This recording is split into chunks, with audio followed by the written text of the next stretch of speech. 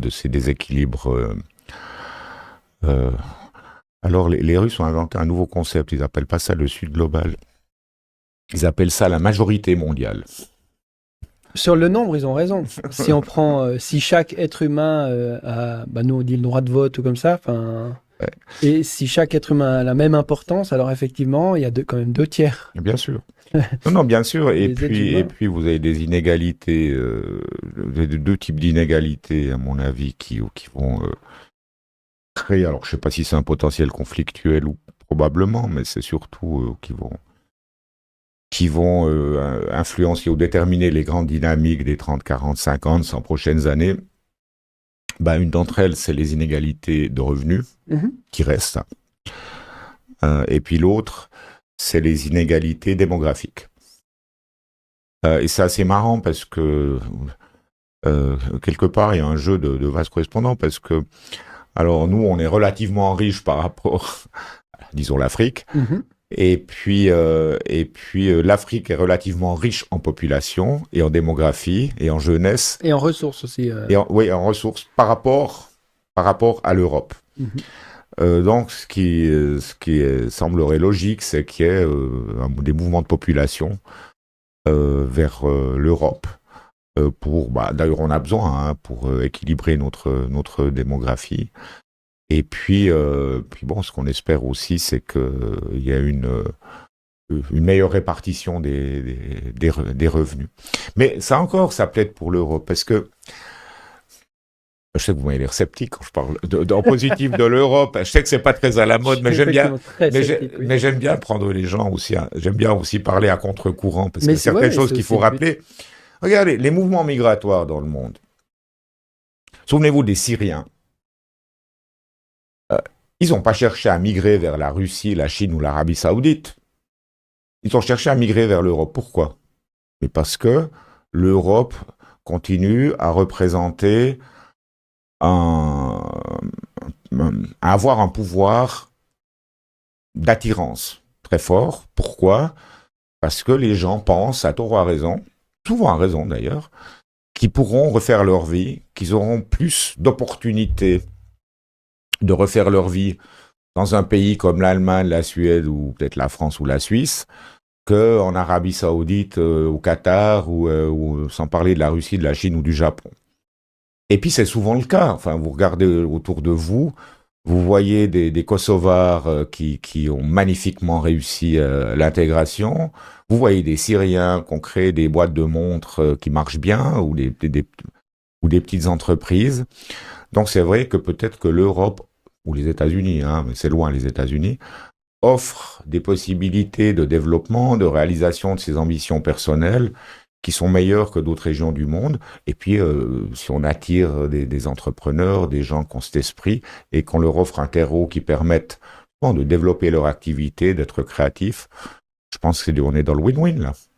Oui, sauf que souvent, pour moi, l'Occident est en partie responsable de la non-capacité de développement de ces pays en installant des dictateurs, en pillant les ressources, en créant des coups d'État parce que les gouvernements ne vont pas dans le sens que, etc.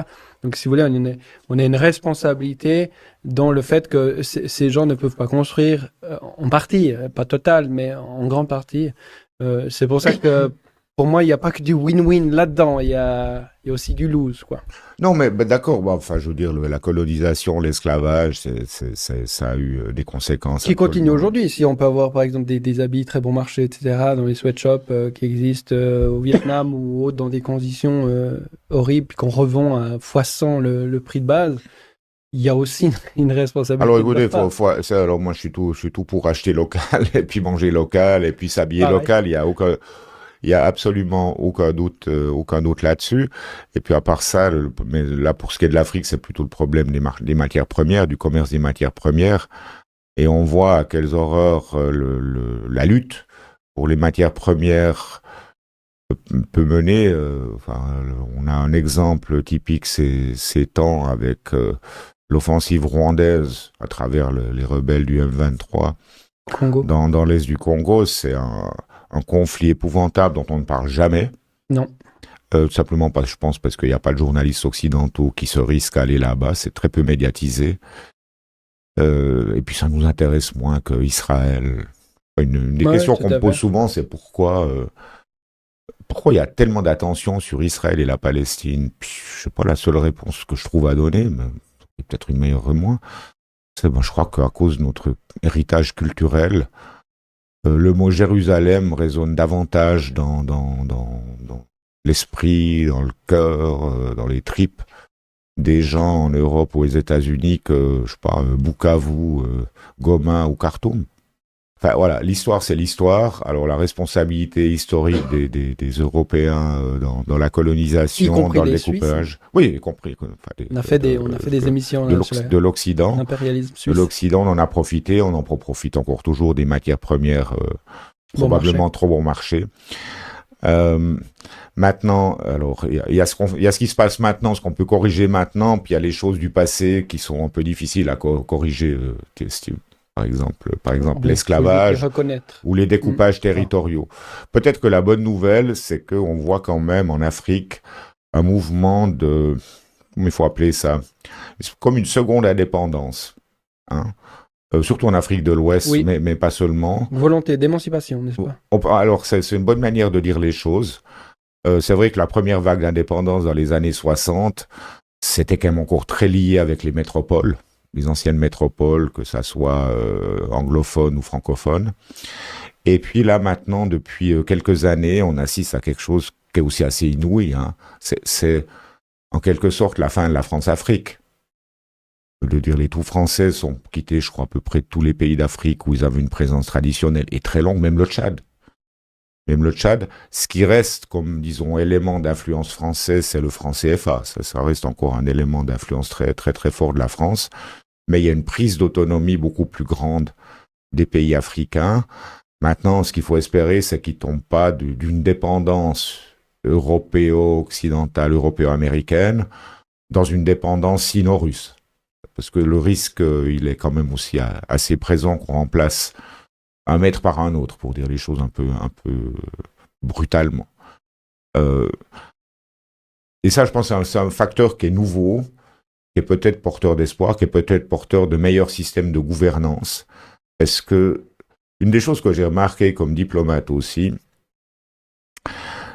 un des travers ça, on a donné quand même beaucoup de milliards à l'Afrique au fil des années. Alors, est-ce qu'on les a bien dépensés? C'est plutôt ça la question. Et moi, j'ai toujours eu de la peine avec le concept de good governance, la bonne gouvernance. Je crois que un des objectifs que j'ai le plus vu dans des programmes de la DDC, donc la direction du développement et de la coopération du DFAE, et un budget de 3-4 milliards par année, ce qui est beaucoup d'argent. Et puis, un des objectifs que j'ai vu le plus souvent, c'est celui de bonne gouvernance. Mm-hmm. Et moi, j'ai toujours trouvé que c'est quelque chose de paternaliste, de néocolonial, presque de suprémaciste blanc, de dire non, ces petits noirs, ils savent pas se diriger, on va aller leur expliquer comment ils doivent gérer leurs affaires et puis construire leur pays. Alors bien sûr qu'il y a du népotisme, il y a de la corruption, il y a de la dictature et tout ça, mais ce qu'on remarque aussi, c'est que c'est pas nous qui sommes capables d'aller imposer des systèmes dans des pays dont on connaît très mal la culture, et puis ensuite avec le passé qu'on a dans ces régions-là.